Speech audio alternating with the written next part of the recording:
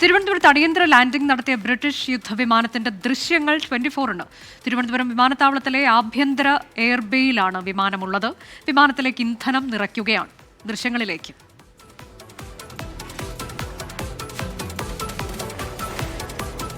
മനീഷ് മഹിപാൽ വിവരങ്ങളുമായി. മനീഷ്, ഏറ്റവും പുതിയ ദൃശ്യങ്ങളാണത് എന്ന് മനസ്സിലാക്കുന്നു. ഇന്ധനക്കുറവ് കൊണ്ടാണ് അങ്ങോട്ടേക്ക് അടിയന്തര ലാൻഡിംഗ് ആവശ്യമായി വന്നത്. പക്ഷേ ചില നടപടിക്രമങ്ങളൊക്കെ പാലിക്കാനുണ്ട് എന്നാണ് പറയുന്നത്. അപ്പോൾ എന്താണ് ഇനി നടക്കാനിരിക്കുന്നത്?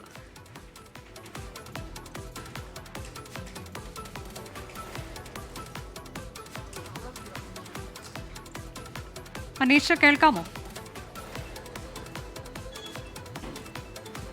അനൂജ, നിലവിൽ കേന്ദ്രത്തിന്റെ അനുമതി ലഭിച്ചിരിക്കുന്നു. അതുകൊണ്ട് തന്നെ നിലവിൽ ഇന്ധനം നിറയ്ക്കാനുള്ള അനുമതി ലഭിച്ചു. അതിന്റെ അടിസ്ഥാനത്തിലാണ് ഈ യുദ്ധവിമാനത്തിലേക്ക് നിലവിൽ തിരുവനന്തപുരം വിമാനത്താവളത്തിൽ നിന്നും ഈ വിമാനത്തിലേക്ക് ഇന്ധനം നിറയ്ക്കുകയാണ്. അതിന്റെ ദൃശ്യങ്ങൾ നമുക്ക് ലഭ്യമായിട്ടുണ്ട്. ഈ കപ്പലിൽ നിന്നും പറന്നുയർന്ന യുദ്ധവിമാനത്തിന്റെ ദൃശ്യങ്ങൾ നമുക്ക് ലഭ്യമായിട്ടുണ്ട്. ഇന്ന് രാവിലെ നമുക്ക് ലഭിക്കുന്ന വിവരം അനുസരിച്ച് ഇന്ന് പുലർച്ചെ എന്നാണ്. പക്ഷേ ഇന്നലെ രാത്രിയോടുകൂടി തന്നെയാണ് 100 നോട്ടിക്കൽ മൈൽ അകലെയുള്ള സ്ഥലത്ത് ഈ തിരുവനന്തപുരത്ത് വിമാനത്താവളത്തിന്റെ ബ്രിട്ടന്റെ യുദ്ധവിമാനം എത്തിയത്. അവിടെ നിന്നാണ് എത്തിയതെന്ന വിവരമാണ് നമുക്ക് ലഭ്യമായിട്ടുള്ളത്.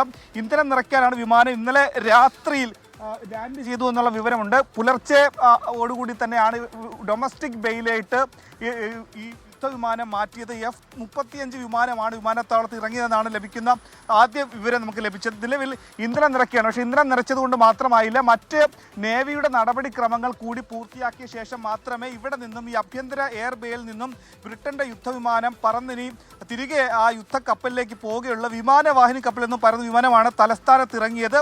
100 നോട്ടിക്കൽ മൈൽ അകലെയുള്ള യുദ്ധക്കപ്പലിൽ നിന്ന് ഇന്നലെ രാത്രിയോടുകൂടി തന്നെയാണ് കടൽ പ്രക്ഷുബ്ധമായ സാഹചര്യത്തിലാണ് സാങ്കേതികമായി ഈ കപ്പലിലേക്ക് യുദ്ധവിമാനത്തിന് തിരിച്ചിറങ്ങാൻ ചില പ്രശ്നങ്ങൾ ഉണ്ടായത്. ഈ പിന്നീട് ഇന്ധനം കുറവായതിനെ തുടർന്ന് അത് നേവിയെയും ഒപ്പം തന്നെ പ്രതിരോധ വകുപ്പിനെ അറിയിച്ചതിനെ തുടർന്നാണ് അടിയന്തര ലാൻഡിങ്ങിന് ആവശ്യപ്പെട്ടു. വിമാനം സുരക്ഷിതമായി ലാൻഡ് ചെയ്തു. പ്രതിരോധ വകുപ്പിന്റെ നടപടികൾ ഇനി ഏറെയുണ്ട്. വിമാനത്താവളത്തിൽ ഇത്തരത്തിലൊരു സംഭവം അത്യപൂർവമാണ്. കാരണം ബ്രിട്ടനും ഇന്ത്യയുമായിട്ടുള്ള നയതന്ത്ര ബന്ധം നല്ല തരത്തിലുള്ള ബന്ധമാണ് ഉള്ളത്. അതുകൊണ്ട് തന്നെ ഇങ്ങനെ ഒരു പ്രതിസന്ധി വന്ന ഘട്ടത്തിൽ, ഇന്ധനം തീർന്ന ഘട്ടത്തിൽ വിമാനത്താവളത്തിൽ അടിയന്തരമായി ഇറക്കാനുള്ള അനുമതി എത്രയും വേഗം അതിനുള്ള ക്ലിയറൻസ് നേവി കൊടുത്തിരുന്നു. ഈ രീതിയിൽ സാധാരണഗതിയിൽ യുദ്ധവിമാനങ്ങൾ ഇങ്ങനെ ഇറങ്ങാറില്ല. മറ്റെന്തെങ്കിലും തരത്തിലുള്ള പ്രശ്നങ്ങൾ ഉണ്ടെങ്കിൽ അത് ആ റിസ്ക് ഏറ്റെടുത്തുകൊണ്ട് തന്നെ യുദ്ധക്കപ്പലിലേക്ക് യുദ്ധവിമാനം ഇറങ്ങാറാണ് പതിവുള്ളത്. പക്ഷേ ഇവിടെ അങ്ങനെയല്ല. ഈ സാങ്കേതികമായ പ്രശ്നം അല്ലെങ്കിൽ ഇങ്ങനൊരു റിസ്ക് ഫാക്ടർ ഉണ്ടായപ്പോൾ ഇന്ത്യ സുരക്ഷിതമായി തന്നെ അടിയന്തര ലാൻഡിങ്ങിന് തിരുവനന്തപുരം വിമാനത്താവളം തിരഞ്ഞെടുക്കുകയായിരുന്നു. ഇവിടെ ലാൻഡിംഗ് ചെയ്യാനായിട്ടുള്ള അനുമതി നൽകുകയായിരുന്നു. നിലവിൽ ഇന്ധനം നിറയ്ക്കാനുള്ള അനുമതി കൂടി, ക്ലിയറൻസ് കൂടി നൽകിയിട്ടുണ്ട്. അതുകൊണ്ട് ഇന്ധനം നിറച്ചുകൊണ്ടിരിക്കുകയാണ്. ഇന്ധനം നിറച്ചു കഴിഞ്ഞാൽ മറ്റ് നടപടിക്രമങ്ങൾ കൂടി പൂർത്തിയാക്കിയ ശേഷം ഈ വിമാനം 100 നോട്ടിക്കൽ അകലയിൽ നിലവിൽ അവിടെയുള്ള പ്രിൻസസ് വെയിൽ എന്ന കപ്പലിലേക്ക് തിരിച്ചിറങ്ങും എന്ന വിവരം കൂടിയാണ് നമുക്ക് ലഭ്യമായിട്ടുള്ളത്. അനൂജ, അതെ, ഇതിലിപ്പോൾ ഞാൻ നേരത്തെ ചോദിച്ചിരുന്നു, ബ്രിട്ടന്റെ ഏതെങ്കിലും പ്രതിരോധ വകുപ്പിന്റെയോ അല്ലെങ്കിൽ അവിടുത്തെ മന്ത്രാലയത്തിന്റെയോ ഒക്കെ എന്തെങ്കിലും തരത്തിലൊരു വിശദീകരണം ഈ വിഷയത്തിൽ വരുന്നുണ്ടോ മനീഷ്? അനുജ, ഈ ഘട്ടത്തിൽ അത്തരത്തിലുള്ള വിവരങ്ങളൊന്നും നമുക്ക് ലഭ്യമായിട്ടില്ല. ഈ അടിയന്തരം ഒരു സാഹചര്യമുള്ള ഘട്ടത്തിലായിരുന്നു അടിയന്തര ലാൻഡിംഗ് ഉണ്ടായതെന്ന വിവരമാണ്. നിലവിൽ ഇന്നലെ രാത്രിയോടുകൂടി തന്നെ ഇങ്ങനത്തെ ഒരു സാങ്കേതിക പ്രശ്നം ഉണ്ടായ ഘട്ടത്തിലാണ് അടിയന്തര ലാൻഡിംഗ് സുരക്ഷിതമായി തന്നെ ഒരുക്കാനുള്ള എല്ലാവിധ തയ്യാറെടുപ്പുകളും തിരുവനന്തപുരം അന്താരാഷ്ട്ര വിമാനത്താവളത്തിൽ ഒരുക്കിയിരുന്നു. അവിടെ ടെക്നിക്കൽ മേഖലയ്ക്ക് സമീപമുള്ള, അതായത് പ്രധാനമന്ത്രി അടക്കമുള്ളവരുടെ ഫ്ലൈറ്റ് എത്തിയാൽ, വിമാനം എത്തിയാൽ ഇറങ്ങുന്ന മേഖലയ്ക്ക് തൊട്ടടുത്ത സമീപത്ത് തന്നെയാണ് വളരെ തന്ത്രപ്രധാന സുരക്ഷിത മേഖലയിൽ തന്നെയാണ് ഇവിടെ ഈ അടിയന്തര ലാൻഡിങ്ങിനുള്ള സൗകര്യം വിമാനത്താവളത്തിൽ ഒരുക്കുന്നത്. ഏറെ ശ്രദ്ധേയം ആയിട്ടുള്ള കാര്യമാണ്. നിലവിൽ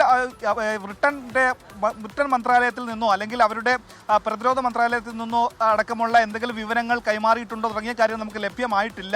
എന്താണെങ്കിലും ഇന്ത്യ ഇത് സംബന്ധിച്ച് നേവി ഉദ്യോഗസ്ഥരെത്തി ഇതിനുള്ള മറ്റ് നടപടിക്രമങ്ങൾ കൂടി പൂർത്തിയാക്കിയ ശേഷം പിന്നീട് എല്ലാവിധ പരിശോധനയും പൂർത്തിയാക്കിയായിരിക്കും തിരിച്ച് ഈ വിമാനം മടക്കി അയക്കുക. യുദ്ധക്കപ്പലിലേക്ക് തന്നെയാകും വിമാനം മടങ്ങുക. എന്താണെങ്കിലും ഇന്ധനം നിറയ്ക്കുന്ന ദൃശ്യങ്ങൾ, ഒപ്പം തന്നെ ഈ തിരുവനന്തപുരം അന്താരാഷ്ട്ര വിമാനത്താവളത്തിലെ ഡൊമസ്റ്റിക് എയർബേയിൽ ഈ വിമാനം നിർത്തിയിട്ടിരിക്കുന്നതിനടക്കം ദൃശ്യങ്ങൾ നമുക്ക് നിലവിൽ പങ്കുവെക്കാൻ സാധിക്കുന്നു. അനൂജ.